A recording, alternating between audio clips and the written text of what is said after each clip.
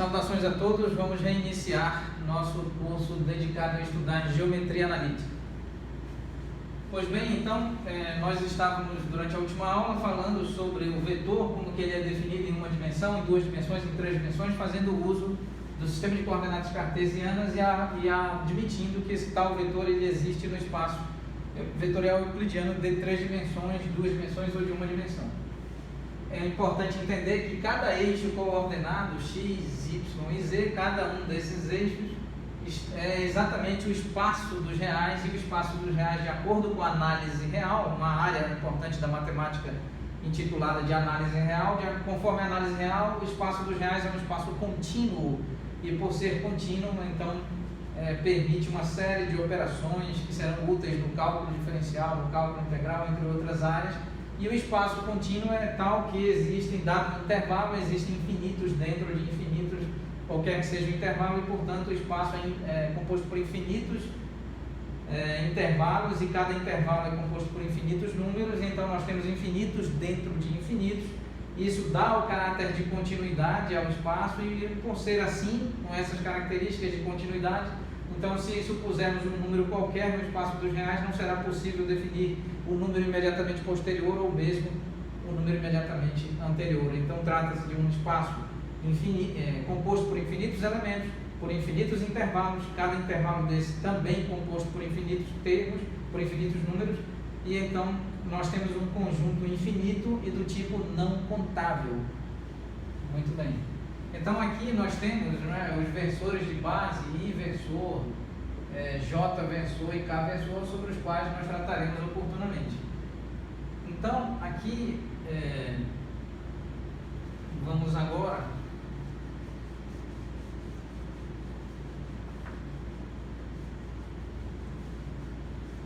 definir, sobre vetor. Nós precisamos fazer algumas definições aqui necessárias e imprescindíveis. Um vetor A ele apresenta como características, ele apresenta direção, ele apresenta sentido, ele apresenta módulo. Muito bem. Então, um vetor deve ser, para ele ser bem definido, corretamente e bem definido, ele deve apresentar direção, sentido e módulo. Muito bem. O módulo de um vetor, é sempre maior ou igual a zero, uma vez que, de acordo com o que nós estudamos durante o segundo grau, a função modular é tal que qualquer número, seja ele positivo, permanece positivo após a aplicação do módulo, e se o número eventualmente é negativo, então o número tornar-se-á positivo necessariamente. Então o módulo é maior ou igual a zero? Muito bem. Então, como que nós definimos, esse é o módulo do vetor A, módulo do vetor A. Então, como que nós definimos esse é o vetor? Como que nós definimos vetor unitário? Quando que um vetor é unitário? Um vetor é unitário quando o módulo desse vetor é igual a 1. Se o módulo é igual a 1, então esse vetor é dito unitário. Agora, quando que nós temos o versor?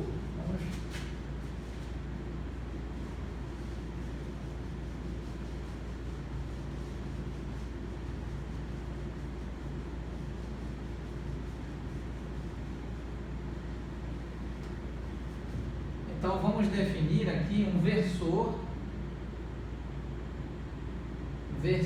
de um vetor A.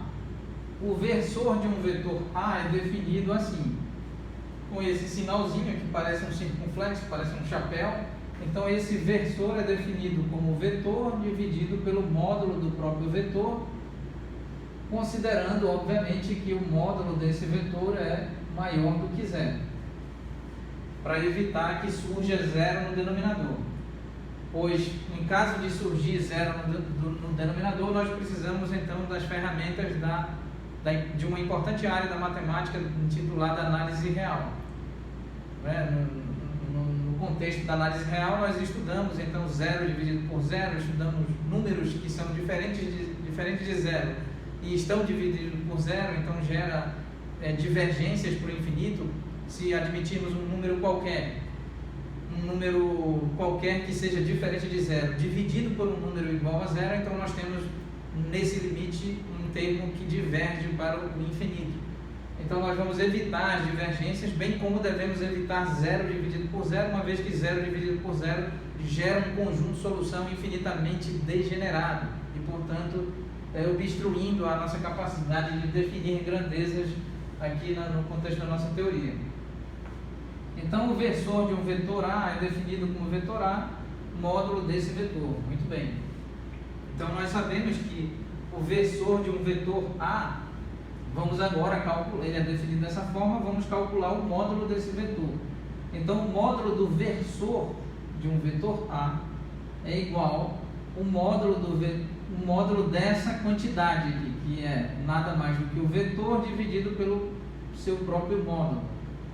Então, de acordo com a teoria de função modular estudada por nós durante o nosso segundo grau, o módulo de duas funções, vamos tentar aqui rapidamente fazer essa observação, o módulo de f de x dividido por g de x, esse módulo é igual ao módulo de f de x dividido pelo módulo de g de x, considerando que g de x é diferente de zero.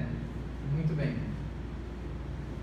Então, para evitar termos que divirjam para o infinito, ou mesmo zero dividido por zero, uma vez que zero dividido por zero tende a gerar um conjunto de solução infinitamente degenerado, portanto muito inútil, para assim dizer, para as nossas análises.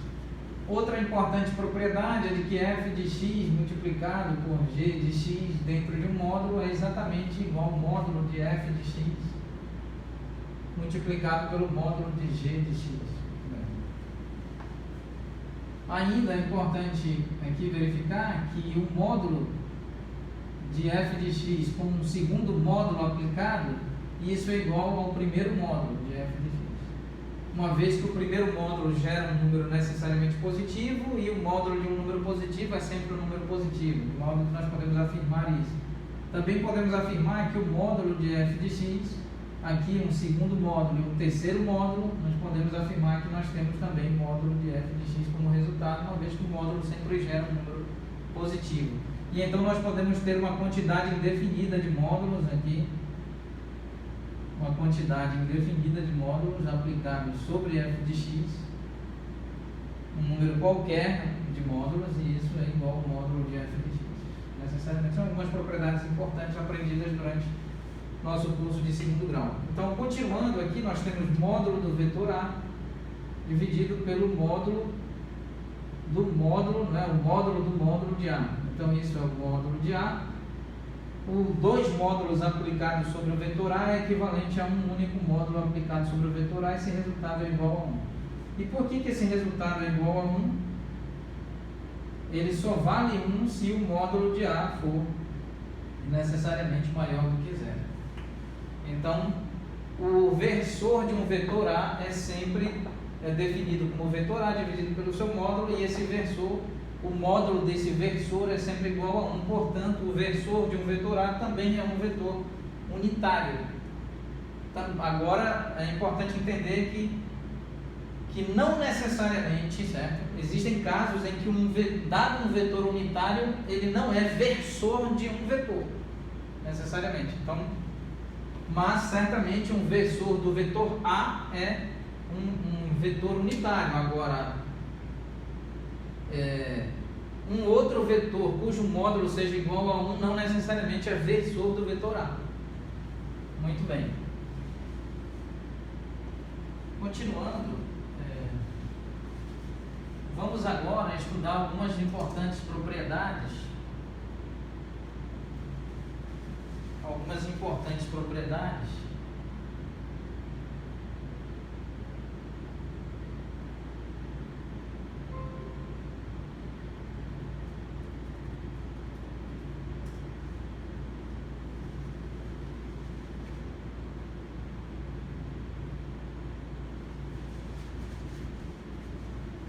apagar aqui.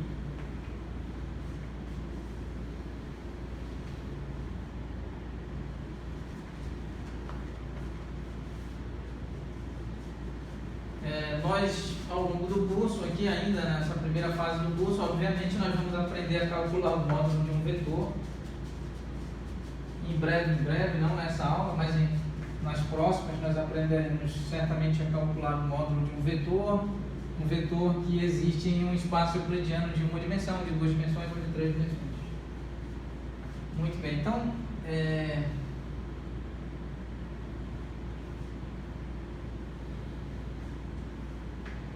vamos considerar algumas propriedades importantes.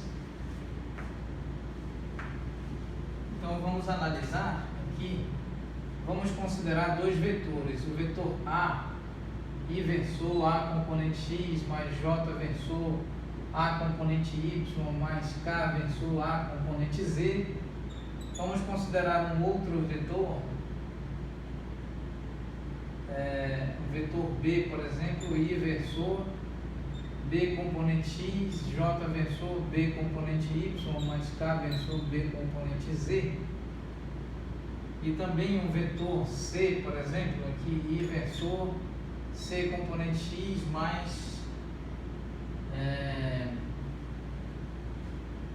J versor C componente Y mais K versor C componente Z.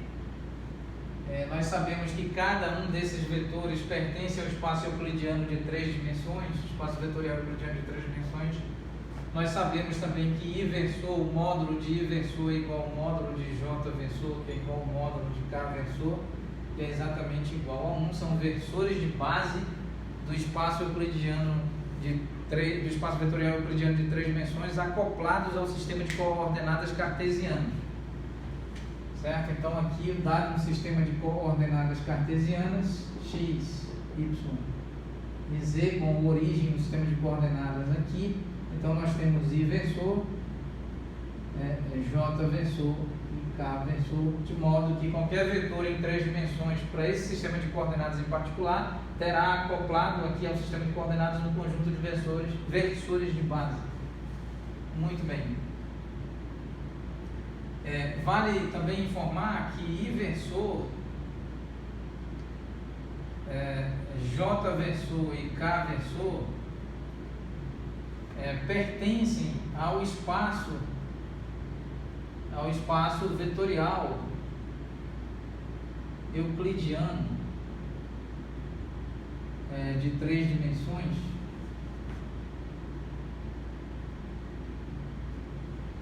Vale informar também que o vetor A, o vetor B, o vetor C também pertencem ao espaço vetorial euclidiano de três dimensões.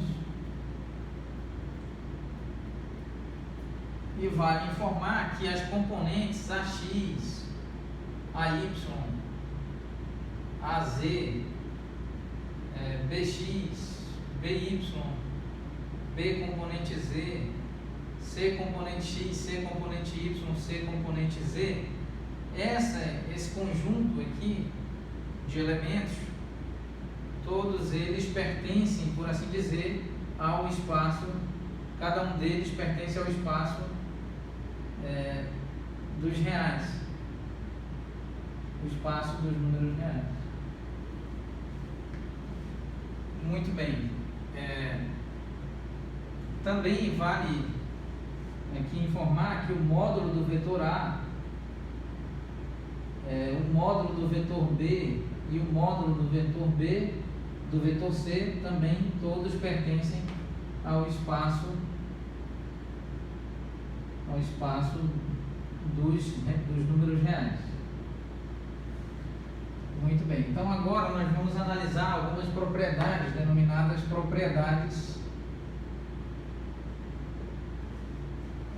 propriedades da adição. Adição de vetores.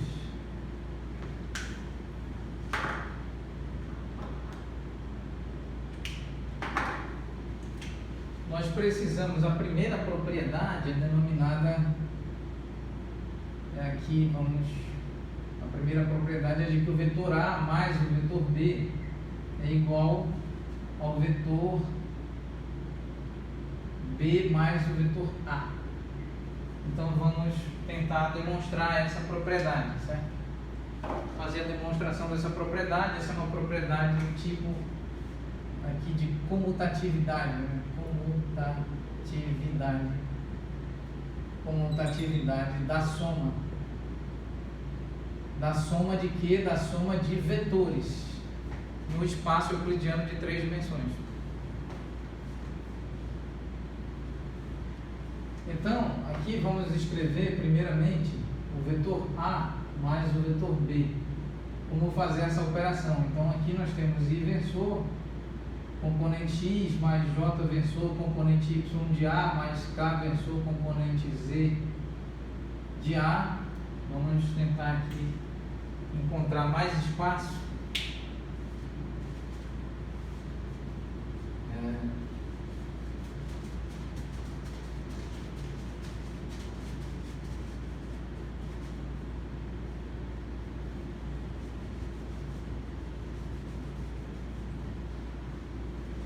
Então vamos escrever aqui propriedades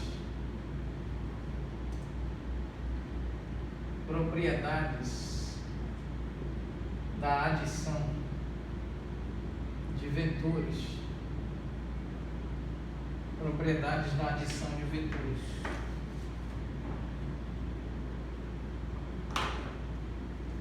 Então nós vamos, primeira propriedade aqui, comutatividade da soma de vetores. Então nós temos aqui o vetor A mais o vetor B igual ao vetor B mais o vetor A. Então vamos inicialmente calcular o vetor A mais o vetor B.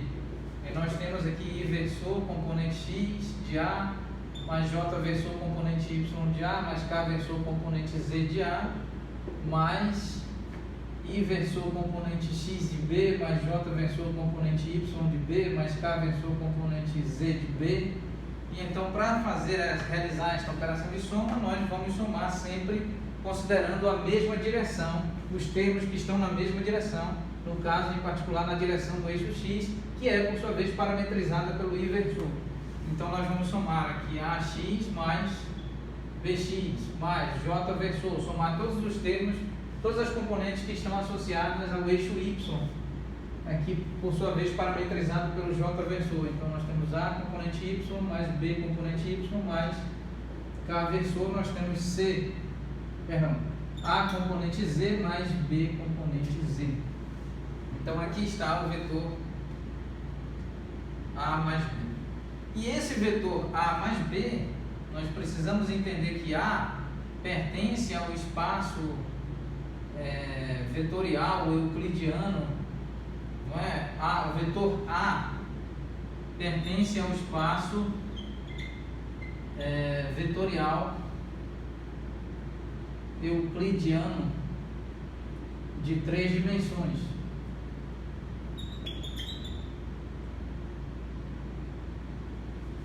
B pertence ao espaço vetorial euclidiano de 3 dimensões.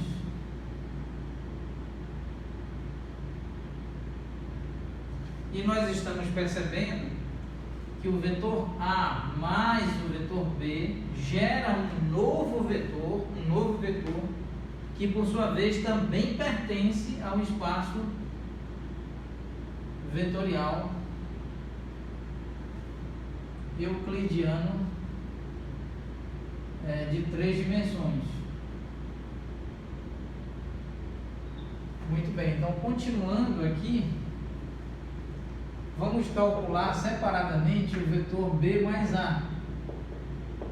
B mais A, então nós temos aqui I versor, componente X de B, mais J versor, componente Y de B, mais K versor, componente Z de B, mais I versor componente x de A mais J versor componente y de A mais K versor componente z de A.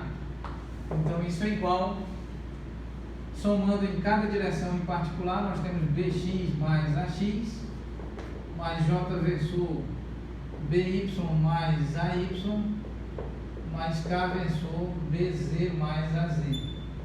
Muito bem. Então nós temos este resultado, A mais B, nós temos o resultado B mais A. Vale observar, é importante observar, resgatar o fato de que AX, né, nós já sabemos que AX, AY, AZ pertence ao espaço dos números reais. Nós também sabemos que BX, BY e BZ também pertencem ao espaço dos números reais. E nós sabemos que para a operação de soma, no âmbito do espaço vetorial dos números reais, a operação de soma ela é do tipo comutativa, de modo que para o espaço dos números reais, A mais B é igual a B mais A, considerando a operação de soma no espaço dos números reais. De modo que nós podemos, certamente, sem qualquer receio de incorrer em erro aritmético, algébrico, de maneira geral, em erro matemático, sem qualquer perda de generalidade, nós podemos escrever Bx mais Ax igual a Ax mais Bx. Nós também podemos certamente escrever By mais Ay igual a Ay mais By. Nós podemos escrever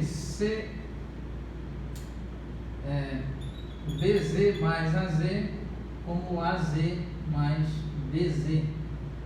Muito bem, de modo que o B vetorial A, não, o B vetor mais o vetor A, pode ser reescrito como I versor, AX mais BX, invertendo aqui os termos, mais J versor AY mais BY, mais K versor AZ mais BZ. Muito bem, então B mais A é necessariamente igual ao A mais B.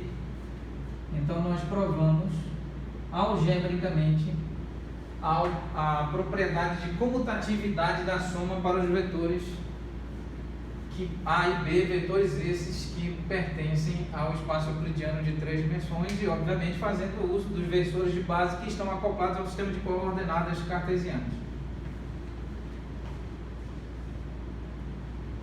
Muito bem, então vamos encerrar a aula neste ponto e retomaremos oportunamente com a continuação das propriedades associadas à adição de vetores. Muito obrigado.